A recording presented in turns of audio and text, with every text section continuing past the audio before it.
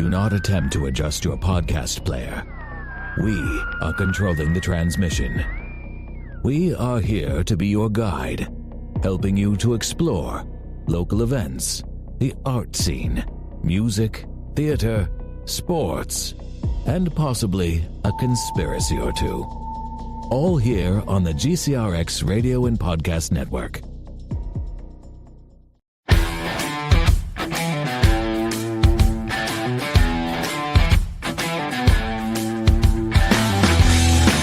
Good evening, all. It's Brian with a Y, your favorite guy, the reason to wake up on a Monday evening. If you've been sleeping all day, this is definitely the time to wake up and listen to my melodious voice. It is just so amazing. I know. I hear it all the time. It just runs like a loop through my head. There are drugs for that? No, not at all. No, there are. I met a lady today who said, I was in Miami and I ate something that I probably shouldn't have, and I've just been losing weight ever since. And I was like, how long ago was that? She was like, last summer. And now I'm down 52 pounds. And I was like, huh? Like, how did, what? Like, how did we, I don't know. Interesting. Yeah, very interesting. She was like, appetite suppressant. I'm like, I've never heard of an appetite suppressant work for more than 6 months like that after taking it just once. Wait, did you say she ate something she wasn't supposed to eat? She thinks she did. She wasn't supposed to eat it. She was at a food market thing, and she just kind of like, oh, hey, look, fruit. And she ate it. Just once. And that made her drop all the way. I don't know about I that. think she should see That sounds like something I would come in her. here and say. Yeah. You know what I mean? In the house tonight, we have our lovely co-host, Hello. Ashley Buchholz. How are you, I'm Ashley? good. How are you? Great. Thanks for asking. Looking wonderful today. Thank you. And it's the second Monday of the month. So we have Mr. Nick Drago. How are Good you, evening. Nick? Doing good. Yes. Excellent. And as always, we have Engineer Bill. Hiding in the cage. Hiding in the cage. Now, something very interesting has happened today. I received a package. And I want to open it live on air because I have an idea. I know what it is. This is from an old classmate of mine, and he wrote a book.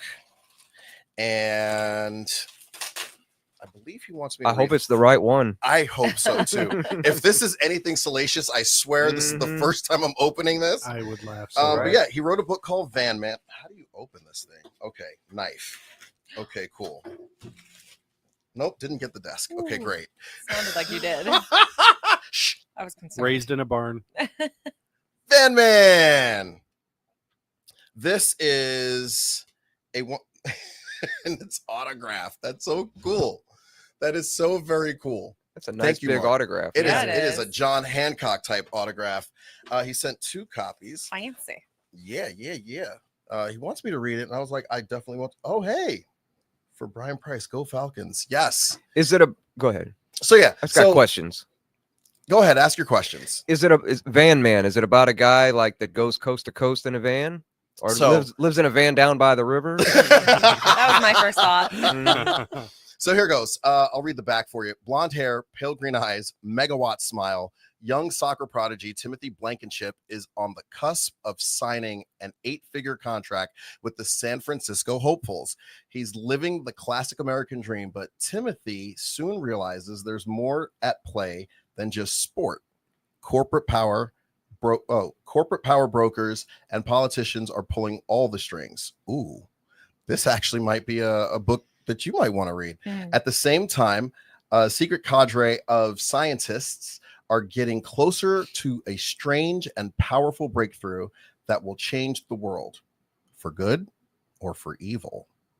Van Man, American Dreams, is a modern dystopian novel set in California in 2095, a time where the United States are no longer a single media outlet. Fax News controls all state communication. It's relentless propaganda perpetuating a deception beyond imagination. All the while, Timothy's beloved Uncle Harry is succumbing to the efforts of an environmental illness he contracted while laboring in the Verve mines, an energy company that profits at any cost. Uncle Harry's sickness can only be cured by an exorbitantly expensive medication that neither he nor Timothy can afford.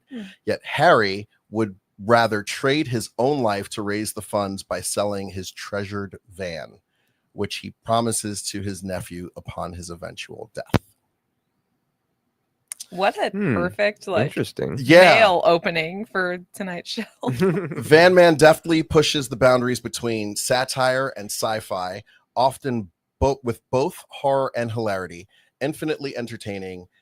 The story's nuanced social commentary and truth behind each turn of events will hit dangerously close to home for those living in today's America. Interesting stuff. I'm looking forward to reading this, Mark. I'm texting you as soon as the show is over. I'm gonna let you know. I'll get started on that as quickly as possible. So yeah, he sent 2 copies. I believe you can find it on Amazon. Yeah. I'm waiting on the review, and then I'll buy the copy. I hear you. I hear you. So yeah, thank you. This has been an absolute first. Like I've never. Okay. Yeah. And it says straight up, it's my home address because that's what I gave him. But it was like in the metro. Like okay. So there we go. In any case, how was you guys' weekend? Oh, good. Not really eventful. Watched the Super Bowl. The Super Bowl. Yeah, right. And I really just watched for the drama. I wanted to see some drama. I thought there'd be some protesting or something really major. The commercials are always good. So yeah, I'm not really a football fan, and that halftime show though. Well, I think like it was kind of.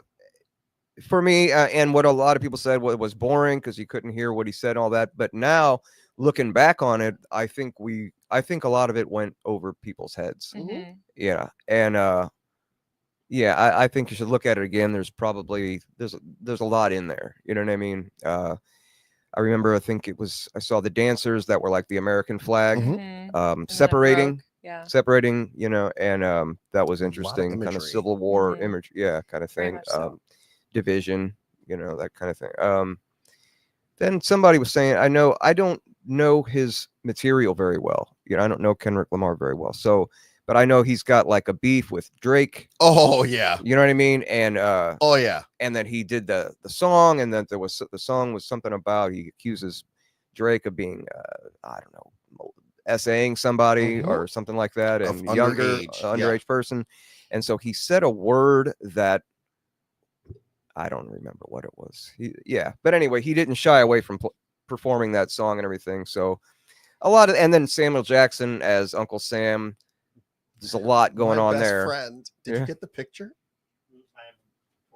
Okay, cool. Go ahead. So I'm gonna watch it. I need to watch it again. Excellent. And for you, horrid times in the ER. Yeah, I didn't watch the Super Bowl because I was working. So anything that I've like seen on the Super Bowl, I've seen on like TikTok because I doom scroll at night. So yeah, doom scroll. Boy, that if anything to call it. Yeah, I fall asleep. I'm like, I just worked I work every week, and that's my answer. I'll tell you something I did in the week. Okay, yeah, let's hear it. I did an assisted pull-up today. Hey, for the that's first time. Yeah, it starts that way. Yeah, so that's my goal. One of my goals, many goals of the year, is to do an unassisted pull-up. So. And then you get to the Rocky where you're like, you've got one arm. Oh yeah. Wrap it, and you just one hundo. Yeah, that's what I'm after. I'll play the music, and it'll be fine. I used to work out to that music when I was on the wrestling team in high school. Yeah, it was always something. It was something. We'll just go with that. Bill, how about you? How was your weekend? Fixed a water heater. That was about the most exciting thing I did. Ooh, and you're not on the Forbes list yet? Ooh. No, I keep checking. I know. It's just not there. But I mean, like, I can't even fix a water heater. I feel like that's worth tankless water heater. Oh, see, fancy. He should be on the list. We should call Forbes. I believe. Don't you know somebody on Forbes? You have to know somebody at Forbes. I'm sure you've taken a picture with somebody. Okay, so I might have mentioned this before. When Microsoft was first going public. You didn't mention it to me. I haven't mentioned this? No. when Microsoft was first going public, this little, how did she describe him? This nerdy guy was sitting in her chair, and this is my aunt, and she was making him up, and he was talking about how you should definitely buy like Microsoft shares, and it'd be really cool. Like the company's doing cutting edge stuff, and this is like the 1990s, 1980s, 86. Okay, cool. Yeah, so she's working at ABC, so it was like not Good Morning America, that's NBC, but whatever their morning show is on ABC. And Is it Good Day? Good Day? I don't know. I don't know. I haven't watched TV in forever. I stream everything. Same. Yeah. But yeah, this little nerdy guy is sitting in the chair, and he's talking about his company that, you know, is about to go public. And she was like, whatever. So sure enough, sometime later, the company goes public and the shares absolutely go through the roof. And she's like, maybe I should have listened to him. Oh, man. Whoops. Would that be considered insider trading? Ooh. You know what? I don't know. I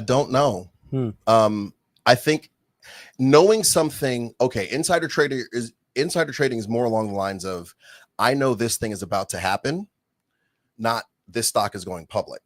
That's an IPO, initial public offering.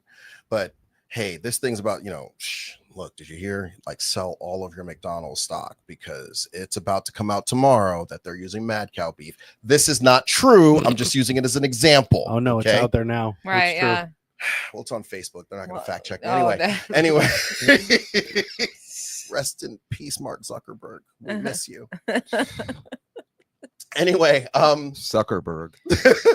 So yeah, so he tells her, you know, buy stock, and he's like, nah. She's like, nah. And then it, from what it was initially to what it is now, she's like, oh my gosh, it definitely should have. So years later, she ended up getting Home Depot stock, and you know, it's done pretty well. Yeah. But yeah, are we good for that picture? Yeah, so this is me with my uncle Samuel L. Jackson. He's not actually my uncle, but there's a He's story. everybody's uncle. Oh, There's wow. a story behind this. Mm-hmm. He looks angry. That's weird.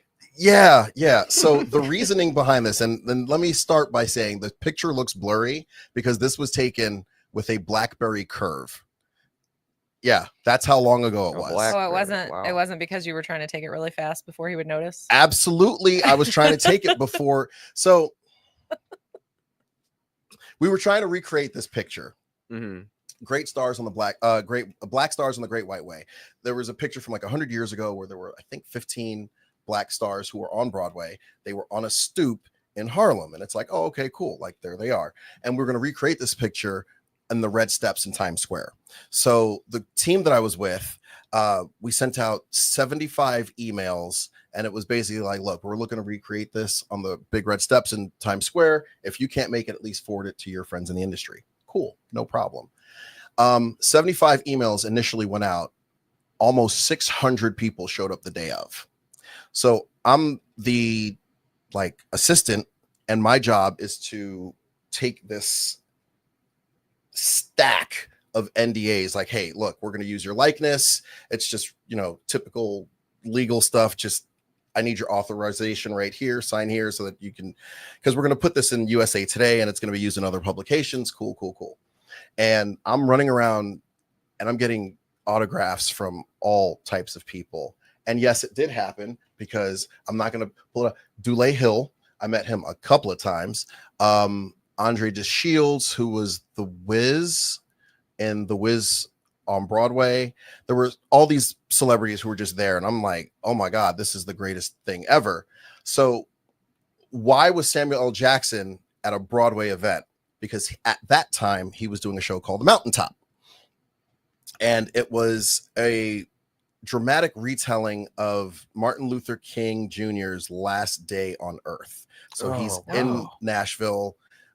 Is it Nashville? I want to say it's Nashville, wherever he was shot. Memphis. There we go. I knew it was Tennessee. Anyway, he's in Memphis, and he is kind of going through, like, in his head, like, you know, I'm doing this great work and I don't know. And also on the other side of it is Angela Bassett, and she's playing the housekeeper who comes in and has a conversation with them. It's a play. Cool. So they're going back and forth, and during the play, we find out that Angela Bassett's character also happens to be the angel of death, and she's there to get him ready to go to heaven. So, I mean, it's a historical drama, so we know how it ends. Not like the Boondocks, but yeah. So like no spoiler alerts. No spoiler alerts. He gets shot. He dies. Got it. Well, wow. I mean, the same thing happens in Hamilton. Spoiler alert: Hamilton gets shot and dies too. I have never seen Hamilton. You should. I've seen like half of it. I am not throwing away my shot. Anyway. All right. So Samuel L. Jackson. Samuel L. Jackson. Yeah, she's like trying to. Come on. I don't want to like glaze over. So I see Samuel L. Jackson. His handler is having a conversation, and I see him just like roll his eyes in a manner that says, "Here we go again. This mother started another conversation. I just want to get the hell out of here. Now we've taken the picture. It's done. It's over with. And I take this opportunity to be the opportunist. And I walk up to him and I say, Mr. Jackson, I see your body language. I understand that you are ready to go. You don't want to be here anymore. And I understand that. And if you tell me no, I completely understand. I won't bother you. But I just wonder, can I take a picture with you? And he goes, come on. So I'm like, all right, cool. So I hand some random person my phone. I've got the camera already set up.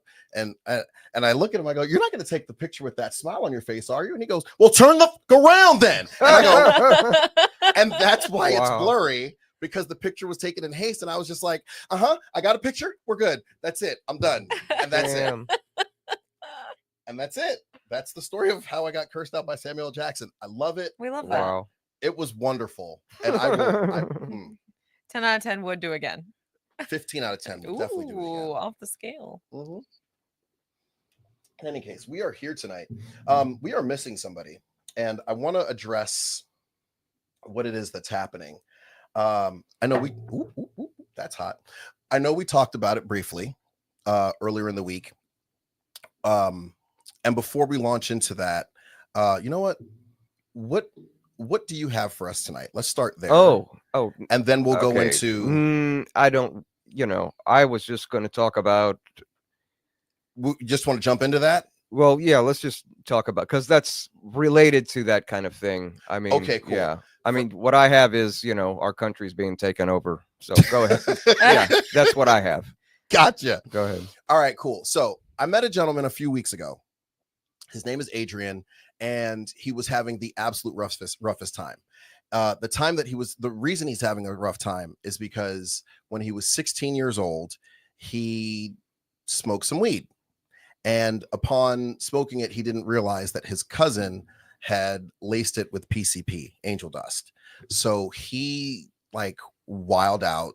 He kind of lost it.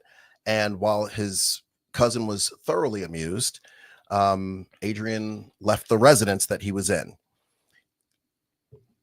Events came about that somebody lost their life, and Adrian was found responsible for that. And he served 24 years in prison. Why am I talking about this? Tonight, we're going to talk about something that's a little heavy, and I think it needs to be talked about because the rate that things are happening is a little astronomical. It's been astronomical for a very long time, but we're going to talk tonight about the industrial prison complex. So strap in, because it's going to be a bumpy ride. I feel as though we need to discuss this a little bit, largely because as America, we incarcerate more people per capita than any other country in the world. Mm-hmm. And reading a book right now, it's called The New Jim Crow. It goes a little bit deeper into how slavery itself didn't exactly go away. It just evolved into something new.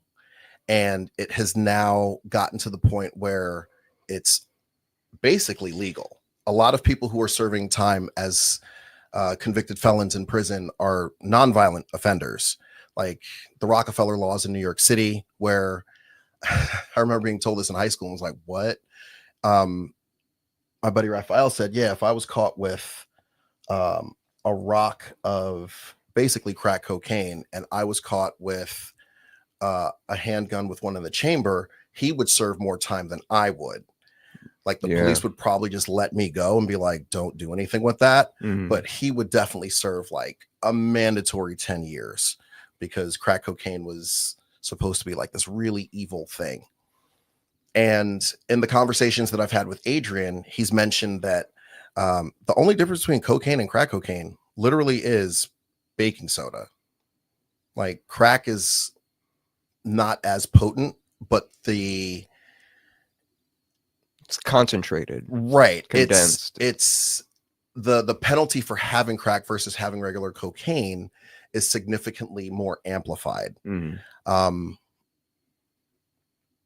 But then we talk about where are these drugs found in what neighborhoods, and coke usually is found in more affluent neighborhoods where crack is found in more poorer neighborhoods. So looking back at the 80s, hell of a time to be alive. Some people talk about how Reagan was pretty much shuffling it in and dumping it into poor neighborhoods and specifically black neighborhoods to get the mass incarcerations up. But some of the fallout, the penalties for being a felon, and one of the reasons that he's not here, I could not pick him up. I couldn't pick him up because I couldn't reach out to him. I couldn't reach out to him. I reached out to him. I couldn't get him. The unfortunate thing is he's having the absolute worst time getting employed. He's not allowed to vote. There are a lot of regular just like rights that we have as Americans that he no longer has. And he's almost treated as a second class citizen because, well, you can't do this, or this because, you did this one thing so many years ago. Right. So back when he was a minor, and the idea of him having paid his debt to society. Yeah. He's still paying and will continue to pay until he takes his last breath. So heck of an introduction, huh? But basically that's what we're here to talk about tonight. It's a scary thing. Yeah. Here to weigh in on that? What's really scary is that he's, firing these, what do you call them? Inspector generals. You know what I mean? Trump. Oh, okay, cool. And inspector generals are there to make sure everybody's doing their job right. Everybody in government is doing their job right. He wants to get rid of them, fill them with loyalists. You know what I mean? So he can do whatever he wants. He's trying to do that with everybody, even the, with the buyouts. He's trying to buy everybody out, which he's going to stiff them. He's notorious for stiffing them. He's historically has stiffed people. And, but actually a federal judge just stopped that order, but they also stopped the order of, when he tried to, cut off the aid. Do you know what I'm talking about? Yeah. And but it was SNAP, EBT, Section 8. Anybody who got any kind of federal assistance whatsoever, that was just going to stop at like 5 p.m. on a Tuesday. Yeah. Now a federal judge stopped him from doing that, but days later we're seeing that no, he still has cut off these funds. These people still are not getting these funds. These agencies still have not received these funds after the federal judge paused that order. He's just not doing it. And who's going to hold him to it? Because, the Supreme Court last year, just gave him free will. You can just do whatever you want as long as it's official business. Then there's no crimes. There's no crimes. So that's what we got now. That's what we got. We have a king.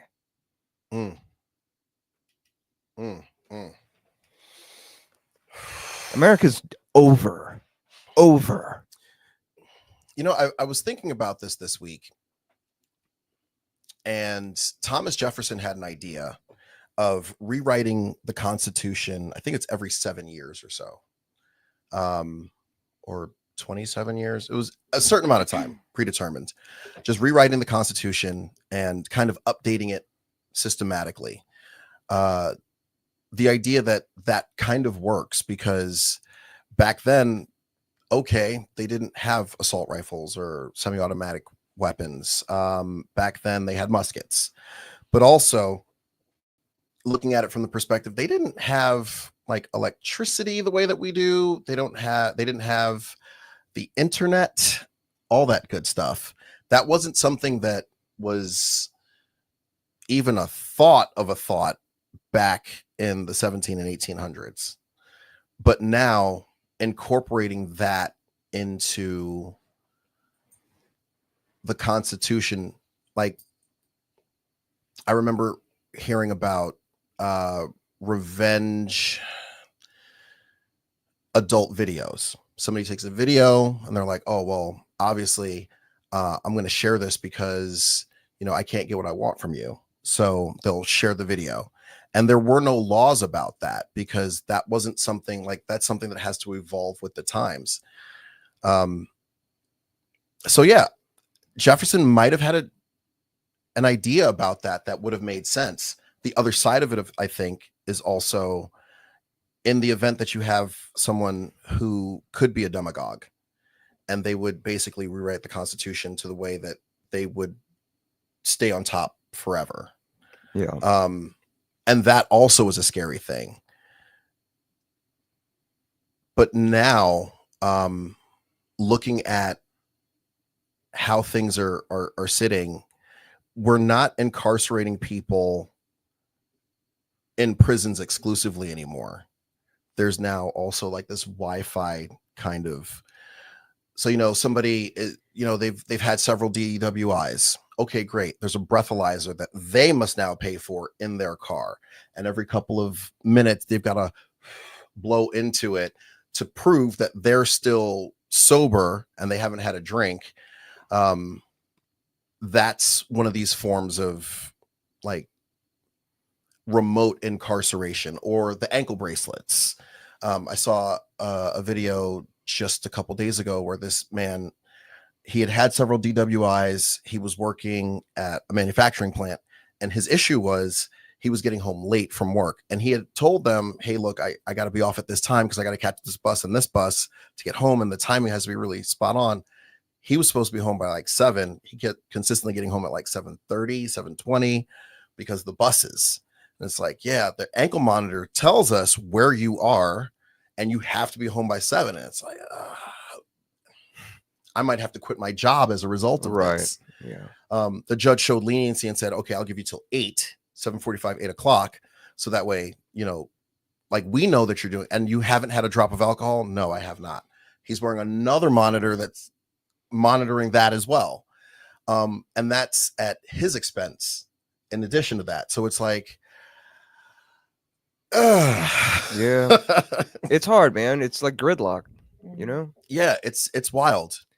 Well, also when you're at a socioeconomic disadvantage and you have to rely on public transportation, or you have to become like really inventive in how you get around your community, it sets you up to be like more socially isolated, because you're not going to use these, like, public transportation is great for a lot of things, but it's, if you want to have, like, if you have all of these limitations set on you, it's going to be rough. It's going to be rough. And just in my own like research, I like people who have to rely on public transportation and have to become inventive with like how they get around their communities are not going to, like, statistically go out and find better opportunities to get themselves out of that, you know, impoverished state. They're going to do what works for them. And a lot of times, like, they figure out how to make it work. But I mean, you're just never going to get to where you need to be if you become set in that way, you know? And unfortunately,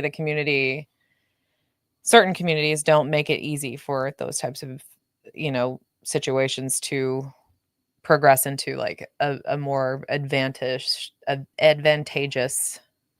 situation. Yeah. So that sucks.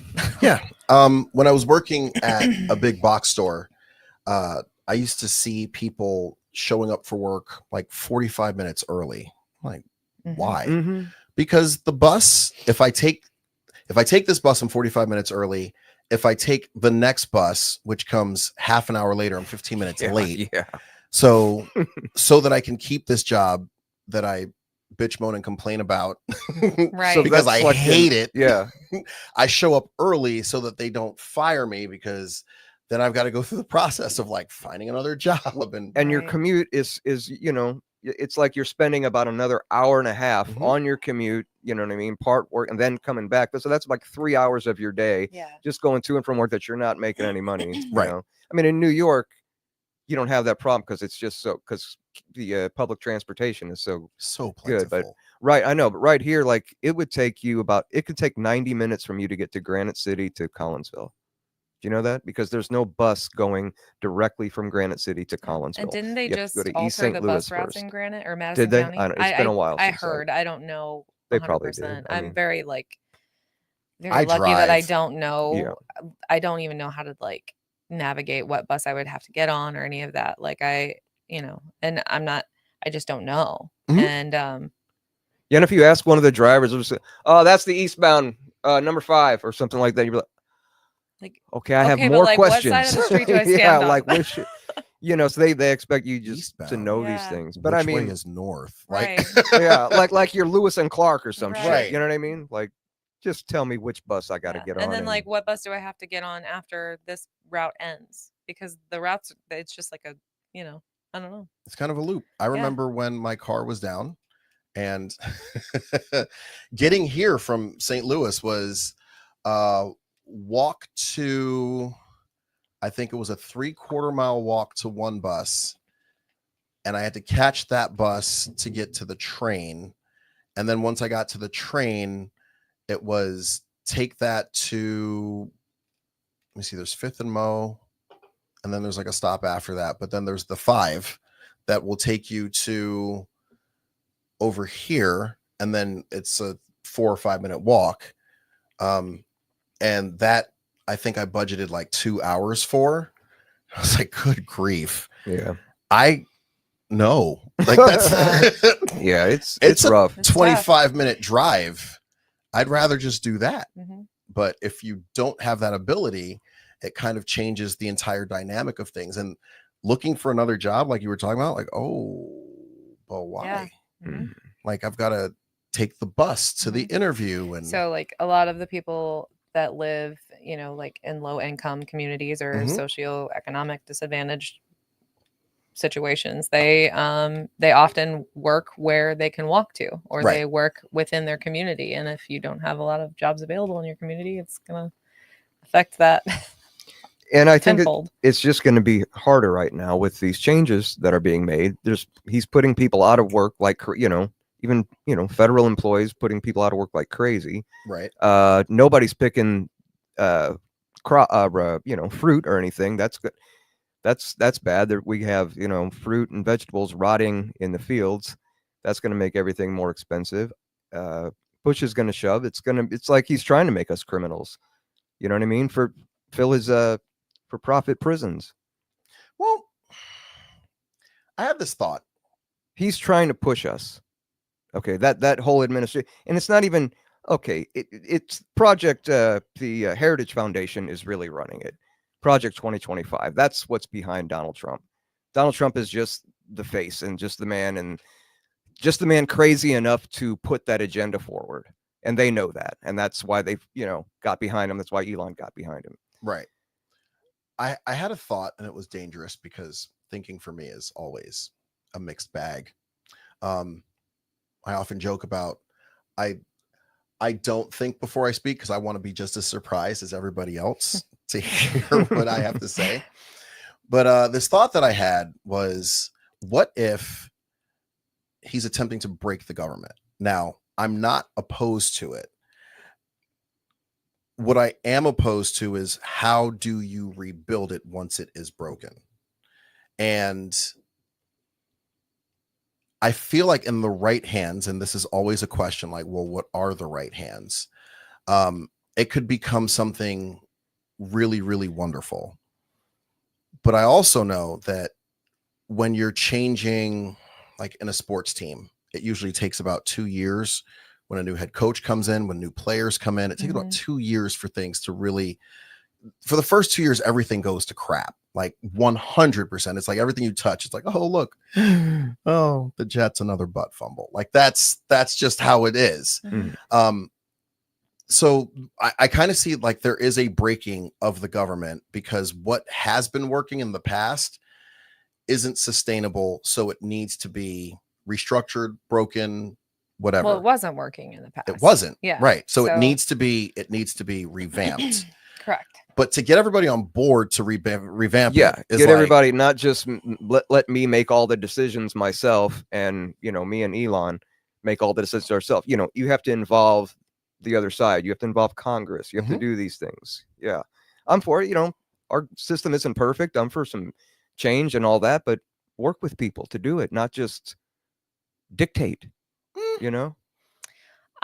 So my opinion on that is that there have been so many times and so many opportunities that people could have worked together, but we have a lot of people in our government right now who are very comfortable where they are, and they're very comfortable with standing their ground on things that, like, they're just out of they don't appreciate or respect like the general people, the general public, who are like keeping them in these offices, like in these positions.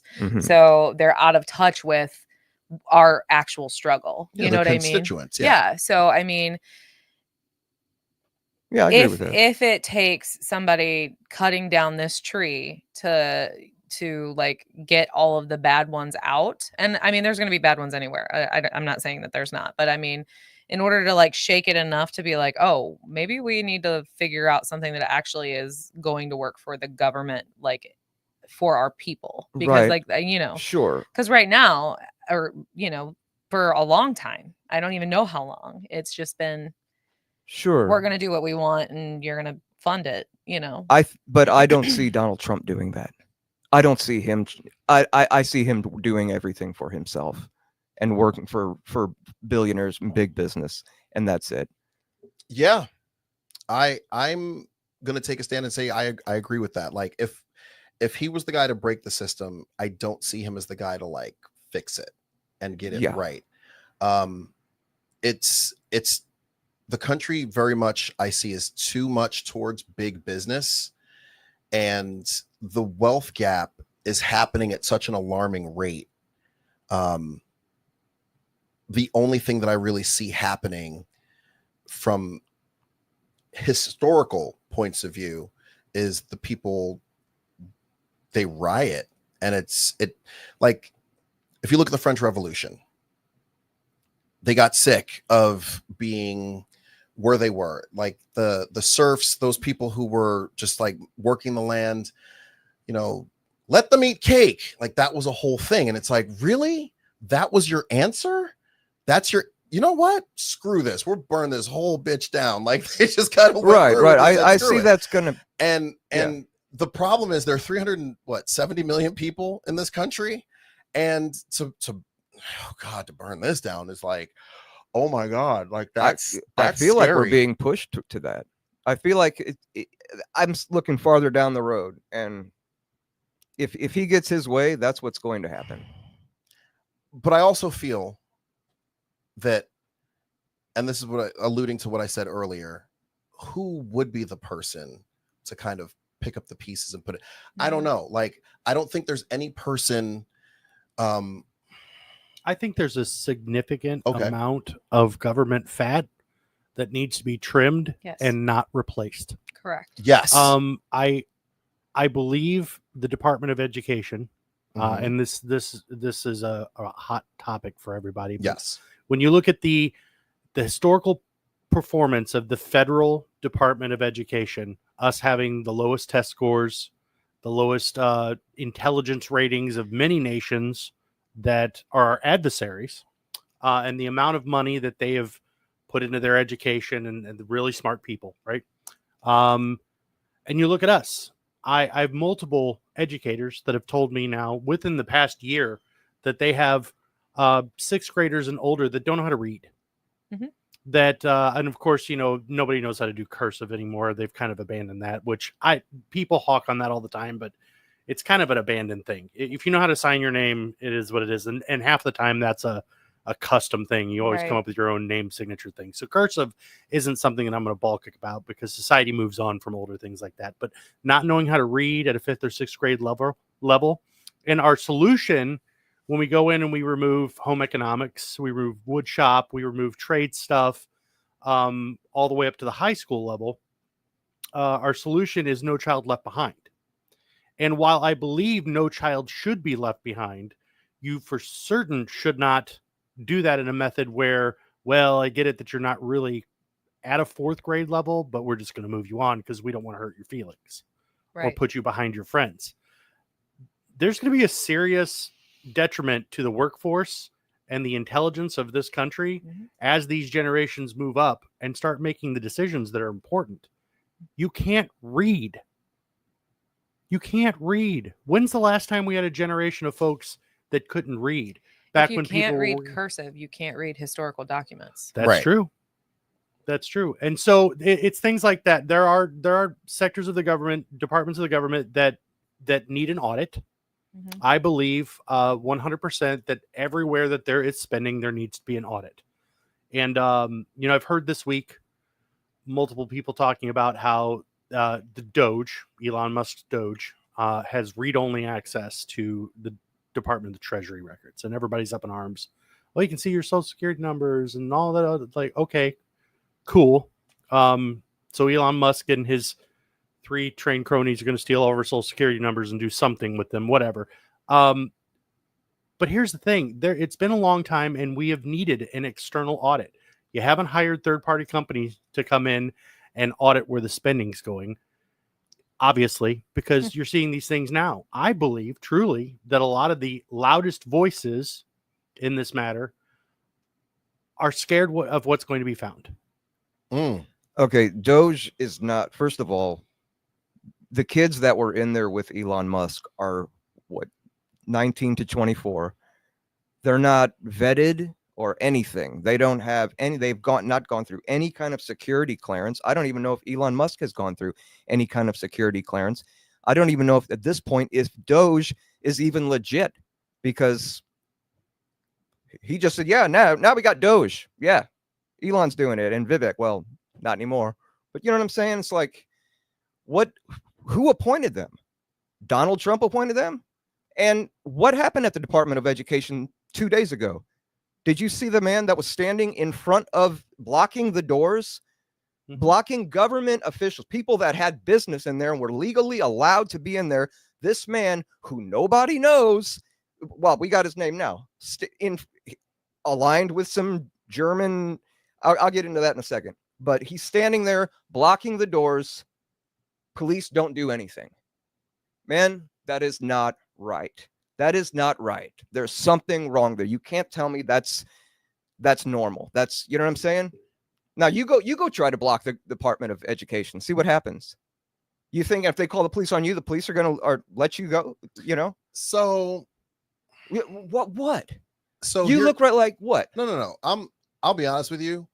As a black man standing in front, I'd probably get shot. Yeah, multiple but times. I mean, okay, there's nothing okay with that. No, not there's at nothing all. Okay. No. There's nothing okay with that guy. Right. The skinhead standing in front of. Yeah. You haven't seen this? I saw the video. Okay. Yeah, and he very much was like, yeah, no.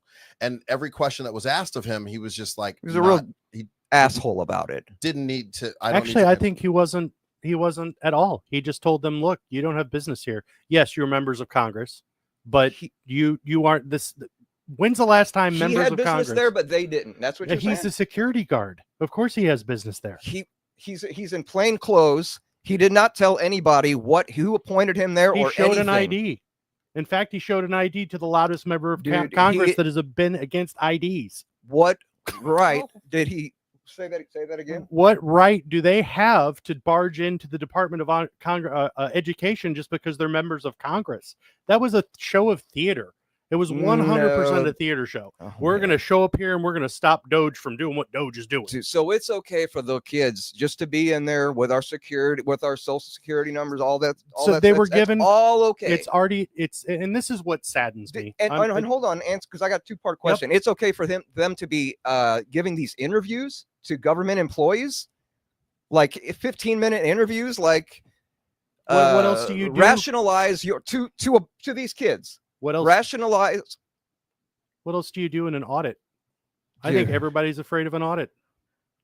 Okay. Well, everybody said that about Joe, Crooked Joe, and all this Crooked Joe. They investigated Joe Biden for 2 years, over 2 years, had his bank records and everything they needed. What did they find? Did they find all this money from China, from Russia, from all these places that Donald Trump? No, they didn't find shit.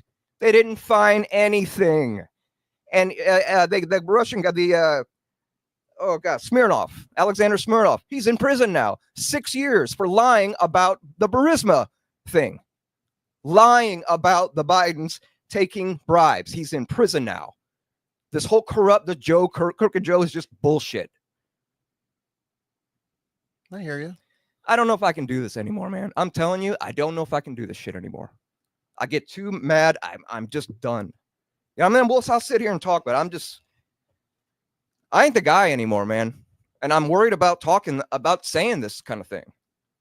Okay. Well, why is that? Because we're heading into an authoritarian government. Okay. I don't want to be on some list. You know what I'm saying? Some local list. You know, if you're in New York, you could be liberal and everything. Around here, no, not really. Understood. Sorry. See, I ain't the guy sometimes. I ain't the guy for this sometimes. Okay. But it's hard for me to, I'm going to come in here and talk about little green men when I think this is happening. You know what I mean? I definitely think that there's definitely a lot happening. It's a lot that it's unprecedented. It's not normal. It's nothing that we've seen before. There's a part of me that just believes we got to let it play out. But the problem with that is if it plays out in a way that we don't want it to end the way that we want it to, then it becomes a problem for like we're not all going to ever sit around and agree to the same thing. When I was in 6th grade, we did an election for, I don't even remember what it was for, but they were doing a mock election and they said, okay, well, these are the things that are on the ballot and these are the people who are representing the things on the ballot. And they were like our classmates. And there was a question of, could you live with the consequences of like, you got this, but you didn't get this. And one of the things that we legitimately got an opportunity to vote on was like the dress code. And we did not come to a consensus that we could relax the dress code. As a result, that was maybe 10% of everything. The whole thing got scrapped. And I remember thinking, but we had so much in our hands and we focused on this one thing. Personally speaking, I believe that if we cut spending on, I'll go with defense. There's a lot of people making a lot of money on defense contracts. Agreed. That if we cut spending on that and reallocated it, I would love to see an arts program in every single school. 100%. I would love to see home economics in every single school. I would love to see the things that I feel like when the country thrived the most, none of us were alive. Yeah. I'll go with the 60s and the 70s. Granted, there was a lot of civil unrest, a lot of racial turmoil, but there was an opportunity for people to actually like make it for real. And in them making it, we all kind of thrived as a society. I know New York does not get back the amount of money that it puts towards federal funding. It doesn't get it back equally. Mm-hmm. But Kentucky, for every dollar that they put in to the federal government, they get like $3.86 back. So for them, the return on investment is great, but for New York, it's not as wonderful. A lot of this stems from like the United States, and I feel like we're very much not very united. And a breaking of the United States, I don't even know what that looks like. I don't know if it is here in this book, a dystopian future or what. Like, I have no idea. And I don't think any of us really, really understand what that would look like if it were to break. Utter chaos. I have a theory. I don't think, I think what they want to happen is already coming to fruition, and louder than it ever has been before. We'll sit and we focus on whether we're Democratic or Republican. We've eliminated the possibility for a independent candidate to ever be elected. Like, if I'm going to step out there and people will hate me for this, but if you vote independent, you wasted your vote, because it's just never going to happen. Even if you have a strong independent candidate, it's never going to happen. But they want you to hate the Dems, or they want you to hate the Republicans. And all the while, they have taken away the ability for the common person to uprise and do something about it. If you think about it, there is no way for somebody to say, hey, we're going to go stop this. Whatever it is that you're mad about, whether you're mad about Doge or you're mad about something that Black History Month. Yeah. Whatever you're mad about, there's no way. There's no way for anybody to go do anything about it, because the minute that you start trying to collaborate, you're all going to jail. On any kind of media. It's going to be harder to, I agree. It's going to be harder to do that now under this administration. It's harder than it ever has been ever since September 11, 2001. Because now they can spy on you anywhere they want to. Sure. Anytime they want to. The NSA has all of that power. Now we have a president that wants to shoot you in the leg if you protest. Did you, I guess they didn't talk about that on do you know what I'm talking about, to get the reference? I get the reference, yeah. Okay. How much does it cost the government to recognize Black History Month? What do you think it costs them? Words. Okay, so why aren't they recognizing it anymore? And we get the shortest month too, 28 of days. Course. Oh yeah, that's not lost on anybody. But really, why aren't they recognizing it anymore? I think to recognize it means that, and I've heard some Black people say, well, it only perpetuates racism because there's no White History Month, there's no Asian History Month, there's no like. No, there right. are other things recognizing Asians and so forth. Right. The idea of having a Black History Month, an African American History Month, whatever you want to call it, that's not the way to go, because Black history is American history. The idea that people were claimed as property and dragged across the Atlantic Ocean from Africa and then forced to work without pay and shit. I remember reading in a textbook in 4th grade how slaves were happy, and I'm like, what textbook published that? This was a textbook. That's this was the terrible. American Heritage textbook that we had in public school in 4th grade. And I remember thinking, wow, that dude really looks happy. That's interesting. But when you're that young, you just kind of accept the information as is. You don't really challenge the information because it's your teacher telling you the information. And this is in New York City, mind you. Now that textbook looks very different. The idea that enslaved people were happy under any circumstances. Hell, Thomas Jefferson's descendants used to show up every single year for their family reunion. And when Black people showed up, they were like, yeah, we're descendants of Thomas Jefferson too. How are you descendants of? Well, yeah, he used to get busy with slaves. And that was it. That was his whole thing. If it walks and it looks good, I kind of want it. And I don't really have to treat it as anything because I own it. Right. And that's problematic. But he wasn't alone in that.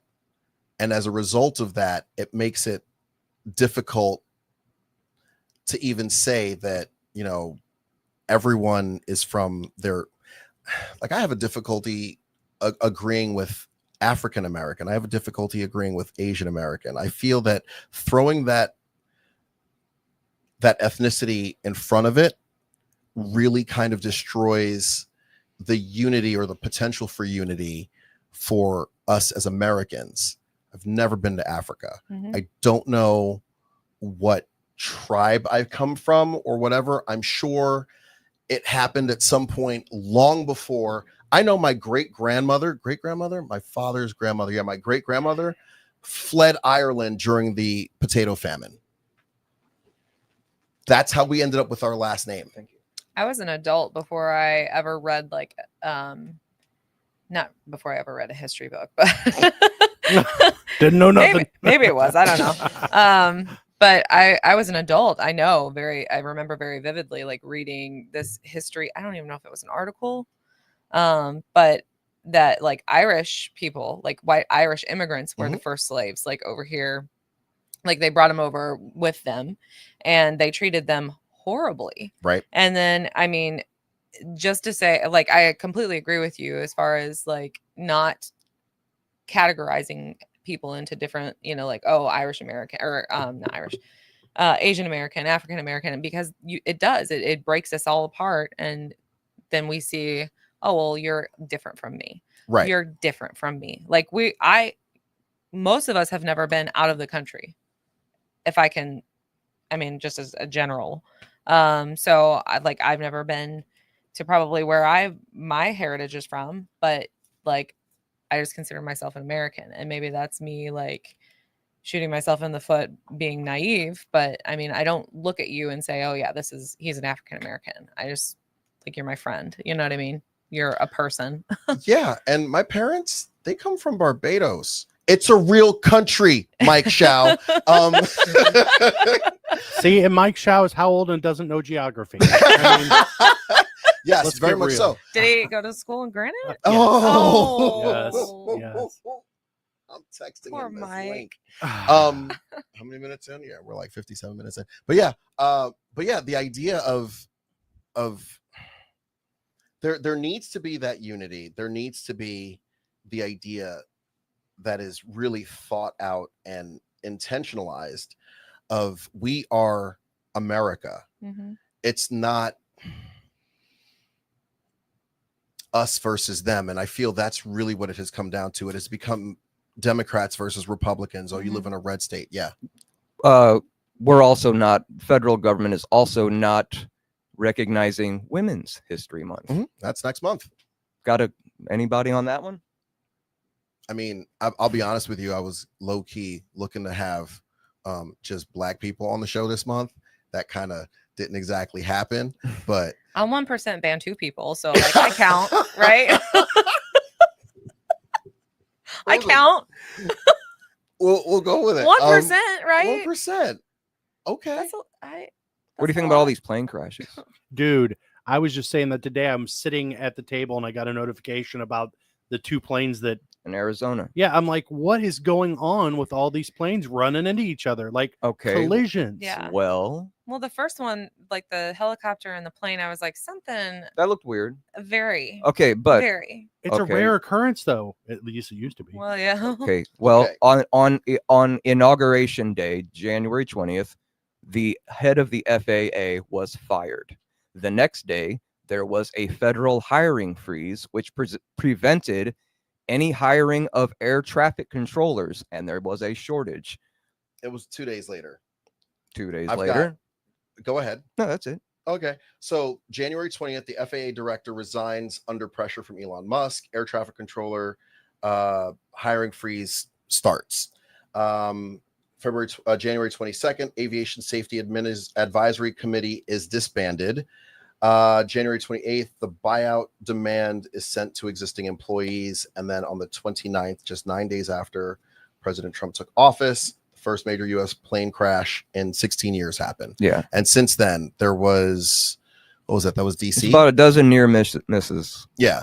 So there was that plane crash. There was one in Philadelphia. Alaska. Yeah. Like it's happening a whole lot more regularly, and I feel as though like you walk into like your McDonald's and it takes 55 minutes for you to get your burger and fries, and it's like, well, we're understaffed. Yeah, if you fire some people, you're going to get bad service. Literally, it's happening with the FAA, and this is not good.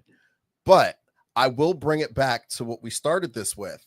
I am positive that there are plenty of people who are convicted felons who would probably do the job just fine if they could get employed. And the idea of not even employing them because they've got this on their record is kind of like, what are we doing here? We're seriously devaluing we've devalued the workforce. We are cutting the workforce in half, probably not half, but we're definitely putting a huge dent in the workforce. There's a whole lot that we could do that we're not doing because we've just slapped a label on somebody. Right. And that label could be, well, her name is Sharquisha Jones or whatever. Okay, well, obviously she's black, so we can't hire her because she's going to represent the company. Or, God,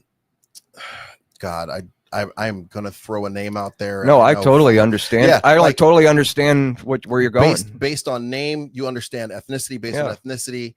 And then there's the idea of DEI being just like completely terminated. And DEI, people think it's just, affirmative action in certain races and whatever. It's a whole lot more than that.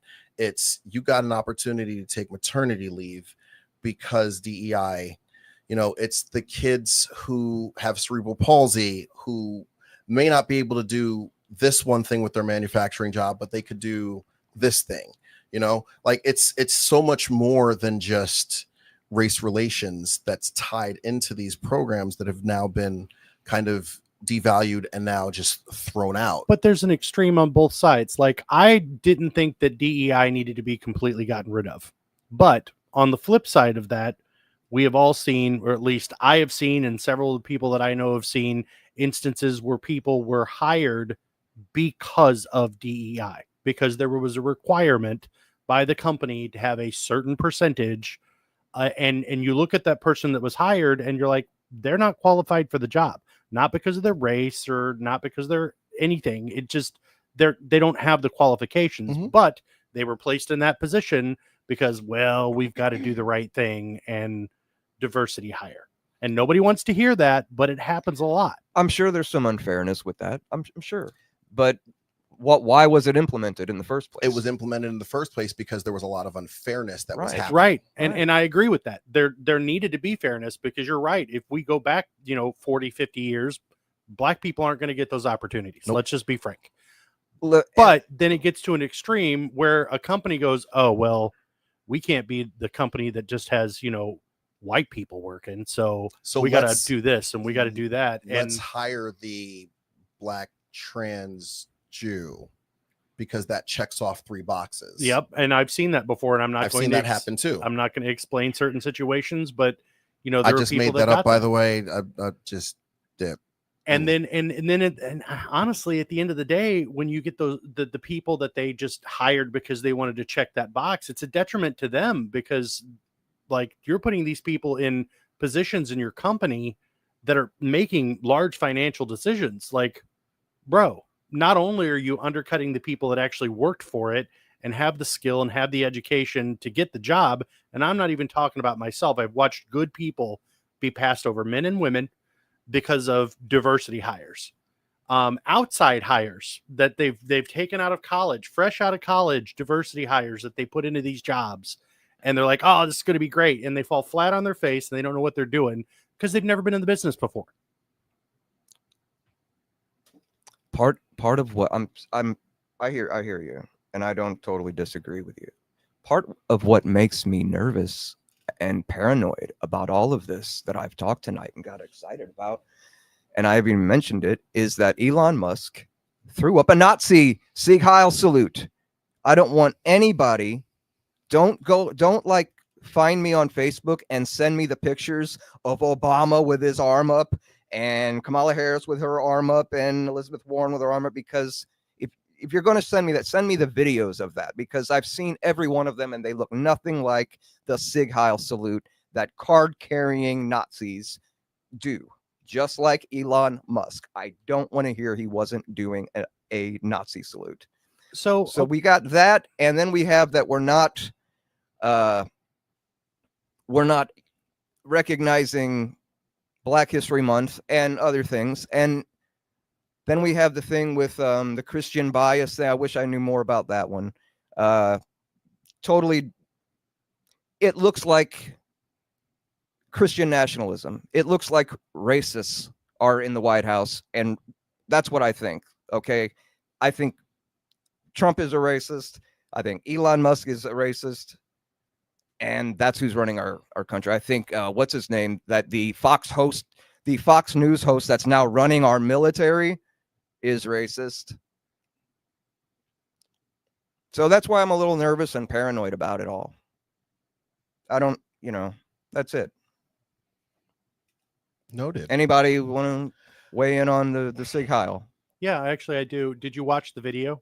Yes. Yeah. Yes, okay, I so did. Did you where see he said, my heart goes out to you? yes. And then I saw another video where he said that same thing and he goes like this: my heart goes out to you. At the This- end, so This the dude, that was listen, the continuous video of him saying my heart goes out to turns you, around and does it again. and then he goes, my heart goes out to you. So No. okay, so we're going to label Elon Musk a Nazi Yes. because of Dying on he this hill. didn't say Sieg Heil and Hail Hitler. He didn't refer to a 1945 dead dictator and say Sieg Heil. He said my heart goes out to you. Right. And now all of a sudden he's a Nazi. Like Now, my heart goes out. That was just the cover for what he did, man. He's also said the AFD. He told the AFD in Germany totally aligned with white supremacy. He's totally behind them. It says they're the only hope for Germany, and that the Germans got to get over their guilt with which okay. I don't think any Germans need to walk around feeling guilty about themselves or anything like that. But everything he has said and done is totally aligned with white supremacy. Well, and I'm just not. We'll just disagree, Bill. It's a good thing he's not the president of the United States. That's a good one. That's valid. That's a good. Well, he is the president of the United States. He bought it. No, unfortunately, it can't be bought. So okay, we'll disagree. I watch both sides, and here's what I encourage people to do. Don't rely on one central news source, please. Watch CNN, watch Fox News, watch Newsmax, watch MSNBC, and get the entirety of the story. And use your eyes and ears. Yes, please do, because these are the very dangerous times, and a lot of individuals are going to get scared by things that are twisted by one side or the other. I'm not saying one side does it more than the other. They both have their problems. The news media as a whole is broken. Unfortunately, when you start stuffing your nose into the news media and making them do what you want to do, then there's some real problems. So you need to be educated by both sides. And you just need to watch the signs, because listen, he said throughout his entire campaign, we're going to find out where the federal government is spending money and we're going to end it. And now that there's auditing being done, whether it's being done by 19 to 24-year-olds and a rich billionaire tech giant, or it's being done by a group of people that are just everyday Joes that have been given security clearance, top secret security clearance, by the way, people are going to get pissed off, because there's going to be stuff that's found. It's already been found. Some things have already been found that you're like, head scratcher. That people are going to get in hot water for. And so, yeah, of course, if I were in Congress where these people go in and make a meager salary as a congressperson and come out richer than they ever have been before, the best case of insider trading that I've ever seen, to come out and be just so filthy rich that you can just look at the American people and be like, peasants.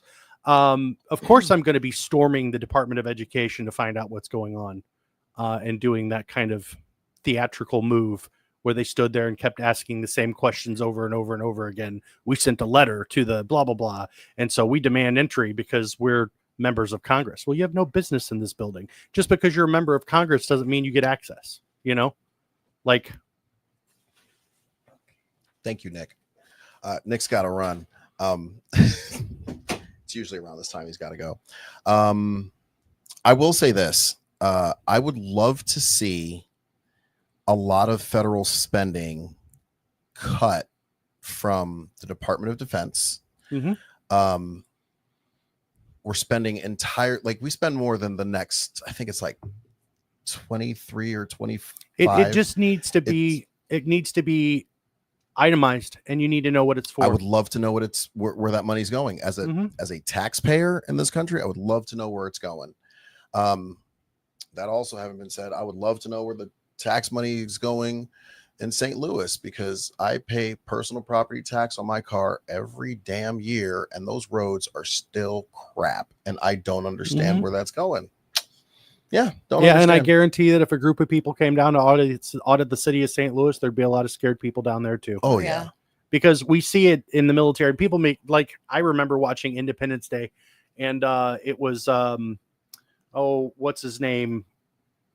I can't remember his name. Anyway, the Jewish man that played his father, Jeff Goldblum's father. Yeah. Was like $30,000 for a toilet seat, $70,000 for a hammer. I mean, we make those jokes, but it's true. They've literally found it before. Like the most memorable one that I heard was manually actuated impact device, $1,000. Well, that sounds pretty important until you find out that it's a hammer, because you manually actuate the impact device.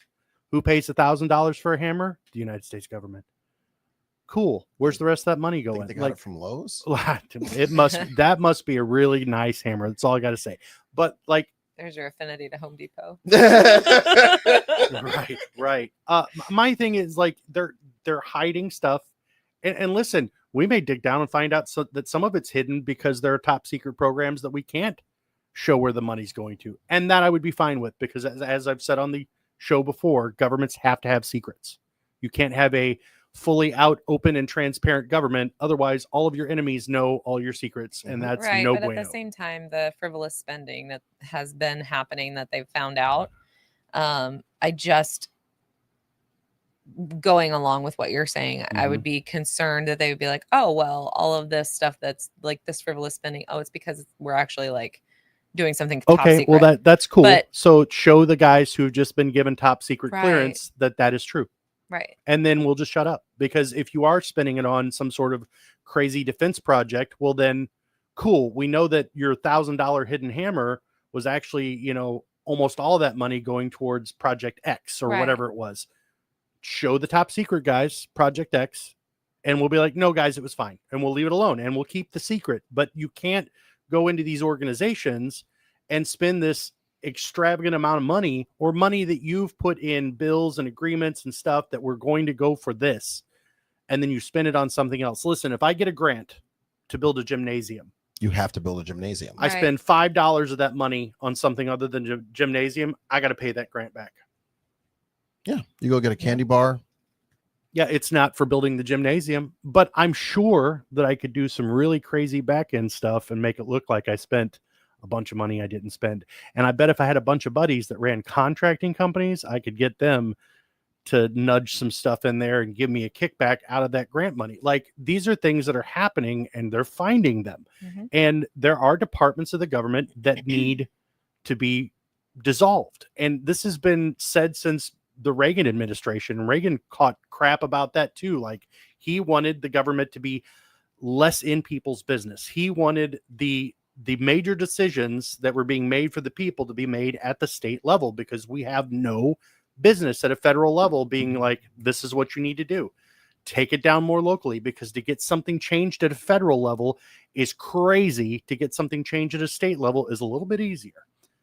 These are things that need to happen. And now that here's the thing. All the Democrats are freaking out because and it's a fear tactic thing. And that's what saddens me is they have access to your social security numbers. So what? What is Elon Musk going to do? He's rich. He's incredibly rich already. He's already getting your money. And when the Tesla robots come out, he's going to get even more of your money. Donald Trump is incredibly rich. Nobody can buy this man. He left the White House poorer than he got there. Go back and look at all the previous presidents and find out how many of them left the White House poorer than when they came into the White House. 0. Look at the Congress people that come in. Oh, they're Congress people, and they're rich when they leave because they make all the right stock decisions. And the lobbyists that come in and tuck money into people's pockets, take them on cruises and trips and all expenses paid, this and that. Just so you know, remember that deal that you're talking about there with that pipeline when you're eating that steak on that cruise ship. These are things that are going on across the aisle, both sides. I'd be an absolute nightmare as a congressperson. You would come in. No. Here's what happens. No, because I would exactly. There have been plenty of people that have it and then take still the do whatever money you wanted. and then still do exactly what I wanted to do anyway. There have been plenty of people over the years that have made it to Congress and said, "I'm going to come in. I'm going to help drain the swamp. Yes, absolutely. I'm going to do this. I'm going to do that." And then a year or so later, crickets. Mm-hmm. Why? Because one of the big companies with their political action campaigns funded by the employees, thank you, Bernie Sanders, for pointing that out, comes in and stuffs some money in the pocket. Yeah. And suddenly, when you get $250,000 that the government doesn't know anything about and it's just your free cash, the tune changes a little bit. You're like, you know what? I've been fighting for this, but I've been just living maybe paycheck to paycheck or barely comfortably my whole life, and now I've got a pocket full of money. Mm-hmm. Is it worth it? Meh. And then you move on and suddenly you're, one of those Congress people that's filthy freaking rich, and you get to have multiple houses and retire and like the packages for Congress are crazy. That there needs to be term limits for Congress. There needs to be senators. Yep. And there needs to be performance based. What job on this planet can you do in this country absolutely crappy job and just here, you did great. It's awesome. Just take this money. Shut up and take my money. Yeah. Like, what company can you work at making widgets where you can only make one widget an hour when the expectation is 20 and still have a job? So I definitely talked about this, and it's time to like wind down. Mm-hmm. I see myself 7 years. I want to become independently wealthy, run for office, and then just like do what would be best for people. I love the idea that nobody can buy, like people who can't be bought do whatever they want. Mm-hmm. And that becomes a good thing and a not so good thing. Well, I'll even go as far as to say people make enemies really quickly. Oh, very quickly. Oh, of course. The idea of somebody being a freedom fighter. Right. One person's freedom fighter is another person's like not freedom fighter. Right. Mm-hmm. So the idea of being in office and now you're on a national stage, and it kind of brings a lot into alignment very, very quickly. We incarcerate entirely too many people. Mm-hmm. Prisons themselves generate ridiculous amounts of money. And yes, you want to go for what it is that I'm talking about, because in doing so, I can make you rich as well. But it's not just exclusively that. It's also, I've got stock in a company and we're about to do this thing, and I suggest you get out or you buy more. Or you buy more right now. Mm-hmm. Oh yeah, don't lose. Because, let's just drop it down to the most kindergarten logical level. And we'll tell the kindergartner that, like, listen, it's illegal to know the decisions that the company is making, and then before those decisions are finalized, going and buying more of the assets or getting rid of the assets that you own of the company, and then put yourself in a position of being in Congress. They're passing laws or they're vetoing laws, bills, whatever, right? So every time something's going to go down. Hey, we know that we've come together, all of us congressional people, and we've said that pipeline is not going to happen. So make sure when you go home tonight that you get on your little Fidelity account or Robinhood or whoever you're using and sell off your Marathon oil stock before the decision comes out tomorrow. That is illegal. Mm-hmm. You're the ones causing the rise or the fall of that stock with your flip of your pen, and you're getting stupid rich off of it. And it's public record. It's not like I'm just sitting here making this up. You can go see what Nancy Pelosi buys, sells, trades, whatever. And there are people who have made apps so that you can follow what the Congress people make. And yeah, you can make a little money off of that. You can't make quite as much money as they can, because when they make a trade, it's $1 million in stock, $500,000 in stock, $250,000 in stock, because, they got that kind of money. Right. But they're very rarely ever wrong. Because they have all the information. Yep. Martha Stewart went to prison for it. I remember that. That was a big deal. Right. And now she's best friends with Snoop Dogg. Yep. Why can you blame her? Like, why are we throwing Martha Stewart in prison, but we ain't throwing Nancy Pelosi in prison? Oh, because she's a loudmouth Democrat. Okay. And she's a congresswoman. That's cool.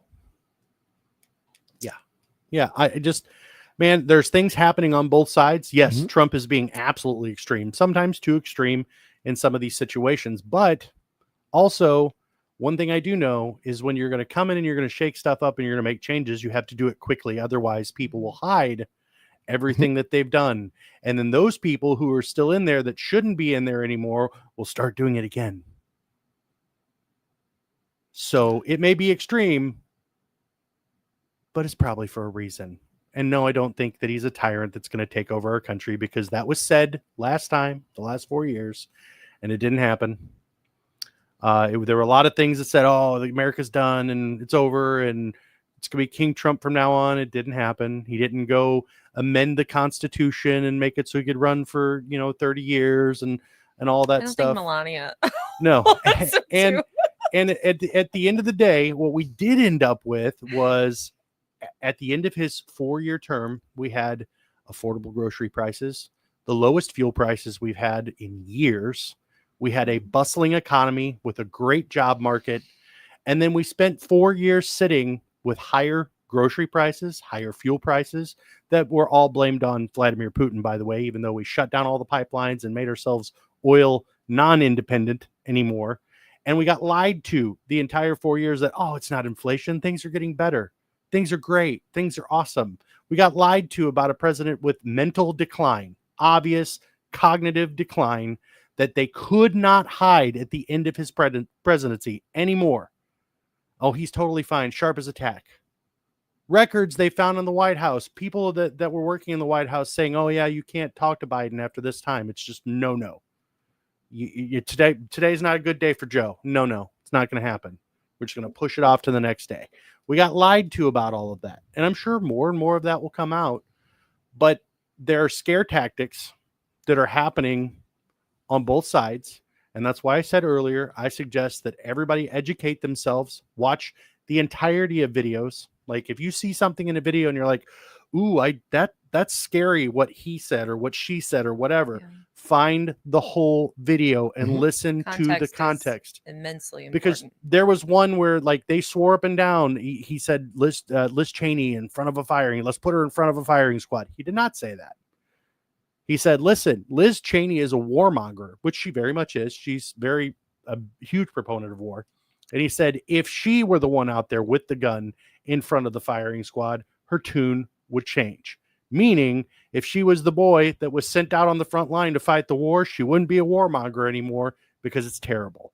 But they took that and they said, ooh, Donald Trump said, put Liz Cheney in front of a firing squad. And they ran that on national news. Ran that like to their entire group of people that is absolutely 100% loyal to them. Got them scared that this dude wants to put people in front of firing squads. Got them scared that because Donald Trump has been elected that you can no longer be gay, lesbian, transgender. Got them scared that all of those rights were going to be taken away, and it's absolutely wrong. And for the record, Donald Trump did acknowledge Black History Month and talked about it live on television because I watched it. So come again. You're not watching the right sources if you're believing that kind of stuff. I'm not saying that Donald Trump is perfect. I'm not saying that Joe Biden was perfect, Barack Obama, Bill Clinton, any of them. But there has to be action taken, or this nation is going to go in a terrible way. When you have 5th and 6th graders that cannot read and people that don't have basic life skills, something is wrong. And you have to stir things up and you have to shake things up. We're trillions of dollars in debt. What do we do about it? Just sit around until China buys up all of our land for the debt that we owe them, all the foreign nations we owe debt to, take land instead.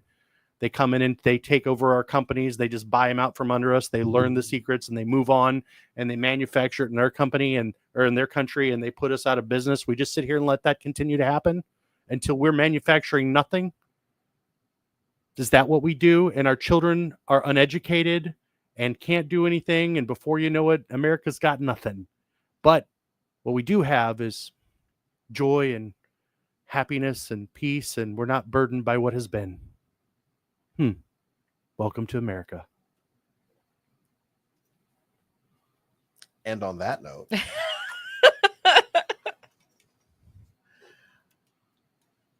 heavy. Yeah. I told you it was going to be heavy today. This was a very spirited conversation. Passionate. Yes. Emphatic. Lots of passion. Indeed. I agree.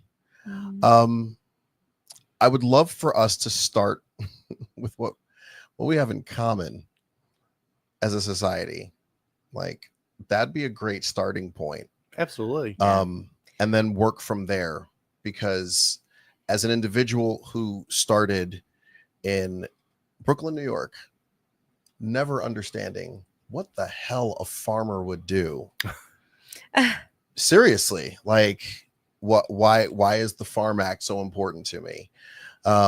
What farmers do, like forklift drivers, like all that stuff, the stuff that I was not exposed to living in New York City, coming out here. And I definitely encourage everyone to travel, whatever state that you're in, travel to a place that absolutely scares you. If you are from a very rural area, go to a very suburban area, go to a place, like if you're in a city, if you're in an urban area, go to a farm. Not that. Go to not that. Yes, go to not that. I downgraded like a whole lot, but there's still the city vibe. Yeah, you had to come endure Emo's Pizza. I'll be honest with you. So I thought about this. We talked about this. I swear I thought you were gonna have an Emo's Pizza here. I almost did. Very upset. I left early and I was like, Literally, I can see the back of Emo's from my front yard. So it's gonna happen. And I'm gonna stop by like Papa John's or Pizza Hut or something. I don't know. Please not Papa John's. That's depressing. I don't really, yeah. And just do a little swappy loo there. You're gonna get a box from one of those places and then put an Emo's it. Pizza in it. Yes. You are the absolute diabolical worst co-host ever. Diabolical. I love it. I love it. You said that you didn't like Emo's, and that was where my villain origin story began. I think it started a whole lot earlier than that. Don't bring me into this. So manifested. My question about your Emo's is like, have you tried multiple different like toppings on their pizza, or is it just like the base that they build it out of that you just can't? Their meat lovers is top notch. I'd rather. I don't even know if it's a meat lovers. It's just like I think that's a Pizza Hut thing, but like not even lick cardboard. I'd rather eat cardboard. Okay. Kind of. Well, then you can eat part of the box that I bring. Cardboard's probably healthier, to be fair. More fibrous. Yes. That is true. See this? That's true. true. You see this? It's gonna happen. I believe it. Yeah. Okay. Thank you guys for coming through. It's always a wonder It's always wonderful to have you. I am always a wonder. You're You right. You are. Wow. Next week we have Money Monday, and that is with Robert Nelson the Fifth. We're gonna live long and prosper. Yes, he did. Five. You live long and prospered. The 5. The Okay. V. I Yeah. like it. I like how you slipped that in there. Yeah. Like that. I like it. Yeah. Security. Security. Okay. In any case, we're going to be talking about tax stuff. Okay. It is tax season. W-2s, 1099s, which ones are better? We're going to talk about all that stuff. Where you fit in, what would benefit you. What about money in a coffee can in your backyard? I Always. mean, That always has to make. listen, Yes. the 1905 Buffalo head nickels are worth so much now. A ton of money. Yes. Like more than a nickel. More than a nickel. Got Yes, it. because they were so interesting fun fact. Nickels are made with mostly copper, because if you made a nickel out of pure nickel, it would cost more to make a nickel out of nickel than it would the way they played it. How many times are you going to say nickel? I think I'm done. Okay. The nickels. I should have been counting. Shut up. I think it was like 6. Maybe. Yeah. Well, on Well the played. playback, I'll Yeah, check. yeah, absolutely. Yeah. I think it was about 6. Okay. That having been said, thank you for viewing. Thank you for watching. We are in a very interesting time in our country right now. And I said this post-election, and I'll say it again. This is not the time to be divided, You're right. Divided. This is definitely the time to find some common ground and work from there. There's definitely an opportunity for us to all learn, grow, become better people. And I agree with you, Bill. You got to listen to it all. It's all part of critical thinking. Listen to the stuff that you like and listen to the stuff that you don't like, because somewhere in the middle, there is the truth. It's out there. I look forward to seeing you guys next week. I look forward to doing this show next week. As uncomfortable as this show was at times, I did enjoy the conversation and doing the show.